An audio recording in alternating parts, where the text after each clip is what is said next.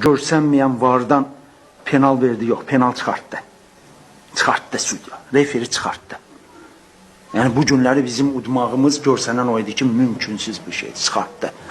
Və maraqlısı da odur ki, bəlkə bu videolarda düşüb, 4-cü sudya yadımda duran adını bilmirəm, dəfələrlə yalvardım, dedim sənə qurban olum, bu uşaqları mən sakitləşdirəcəm. Bir dənə o epizoddan qabaq Alesio'nun epizoduna da baxdır.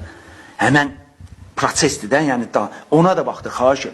Deyir, narahat olma, deyirəm. Deyirəm, qurban olum, yanımda deyir, nə olur? Mən bilirəm, axır deyilməyəcək.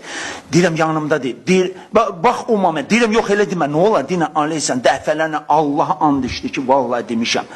Deyirəm, okey demişsən, gəldik burada sudyanı tutdu. Deyir, Aleysio momentinə niyə baxmadı? Deyir, onu mənə demədilər, mən o momentə baxmamışam. Burada artıq hər şey məlumdur. Vallahi sudya bizə dedi ki, Aleysio'nun momenti, ola bilər də foul da olmasın, ha? Ola bilər də foul da almışsa, amma baxılmalı idi. Dedi ki, mənə heç o moment haqqında nə deyiləm, mən heç o momentə baxmamışam. Bunu referi dedi. Deməli, burada artıq biz yaxşı neftçi olacaq inşallah. Heç bir, bu sözüm sizə deyil, mən azarkeşlərə sözüm. Bundan heç kimin şübhəsi olmasa. Zaten sadəcə yaxşı neftçi olma qorxusu var çoxlarında.